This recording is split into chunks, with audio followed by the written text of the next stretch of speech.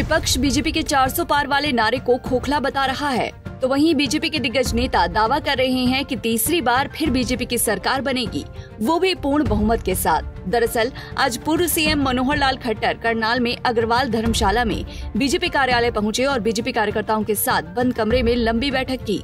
वहीं विपक्ष पर निशाना साधते हुए मनोहर लाल खट्टर ने कहा कि उनकी टिकटों के दावेदार ही नहीं मिल रहे, 1.5 महीने से बस चर्चा कर रहे हैं। इससे साफ पता चलता है कि कांग्रेस में अंदरूनी लड़ाई चल रही है। निश्चित रूप से मैं कह सकता हूं कि बहुत अच्छे मार्जिन से 10 की 10 लोकसभा सीटें और करनाल की हमारी विधानसभा सीट, जिसमें स्वयं मुख्यमंत्री श्री नायब सिंह सैनी वो प्रत्याशी चुनाव लड़ रहे हैं, सभी सीटों पर अच्छे भारी मार्जिन से और ये सीटें हम जीतेंगे। कुमारी सैलजा कह रही हैं 400 पार मुंगेरी लाल के सपने। ऐसा उनको तो यही कहना चाहिए, आखिर वो विपक्ष में हैं तो विपक्षी लोग अगर ऐसा नहीं कहेंगे तो लोगों को भ्रमित तो करेंगे ही लोगों को। तो लोगों को भ्रमित करने के लिए कुछ भी जो उनके मुंह में आता है वो बोलते हैं, लेकिन हमें उसमें कोई लेना देना नहीं, कुछ कहना नहीं है। उनके कहने से कुछ होने वाला नहीं है, जनता के कहने से। आखिर ये 400 सीटों की चीज़ तो जनता का आशीर्वाद है और हमें विश्वास है कि जनता हमको इस लक्ष्य तक पहुंचने के लिए पूरी तरह तैयार बैठी है। दुष्यंत चौटाला के साथ अब लगातार बयानबाजी चल रही है। कोई बयानबाजी नहीं है, वो किसी एक स्थान के ऊपर ये विषय आया था, उन्हीं के पार्टी के कुछ सीनियर नेता ने कहा था कि ऐसा हुआ है।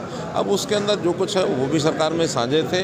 अगर वो किसी बात के बारे में कह रहे हैं तो मैंने इतना ही कहा है कि अगर किसी बात के बारे में कह रहे हैं तो उन सब की जानकारी ली जाएगी, और जानकारी ली जाएगी तो कोई दोषी पाया जाएगा, उसके खिलाफ कार्रवाई होगी। दोषी कोई भी मिल सकता है और जो निर्दोष होगा उसके खिलाफ कार्रवाई नहीं होगी। सरकार का एक हमारा इकबाल है और सरकार के इकबाल के नाते से हम हमेशा ये स्टैंड लेते रहे हैं कि जो दोषी होगा, कोई भी हो, किसी भी पार्टी का हो, उसके खिलाफ कार्रवाई हो। दीपेंद्र हुड्डा ने आज एक बयान दिया है, उन्होंने कहा है कि अभी हमारी सीटें डिक्लेयर नहीं हुई हैं, जब डिक्लेयर होंगी तो धमाका होगा। धमाका क्या होगा, वो इस पोजीशन में ही नहीं है कि अपने यहाँ घर में ठीक से सीटों को डिक्लेयर कर पाएँ, और उनके घरों में अंदर क्या चल रहा है अंदाज़ा ही लगाए जा सकते हैं। वरना ये कोई बहुत आसान सामान्य बात नहीं है कि 1.5 महीने से वो तैयारी कर रहे हों।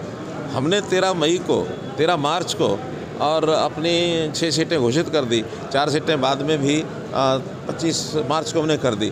महीने से ऊपर समय हमारी सीटों को हो गया, और वो सीट यानी एक समझौते वाली सीट को तो वो कर पाए, इसके अलावा तो सीट की घोषित ही नहीं कर रहे। आखिर क्या मजबूरी है, क्या उनकी कठिनाई है, क्या उनके समस्याएं हैं, ये लोग अंदाज़े लगा सकते हैं। तो अंदाजे सब लगा रहे हैं कि कहीं ना कहीं अंदर खाते उनके जो झगड़े हैं या जो सौदेबाजी चल रही होगी कैंडिडेट से, वो नहीं पूरी हो रही होगी। वहीं कुमारी सैलजा के बयान पर मनोहर लाल ने कहा कि विपक्ष का काम तो कहना है, कुछ न कुछ तो उन्होंने बोलना ही है, लोगों को बहकाना ही है।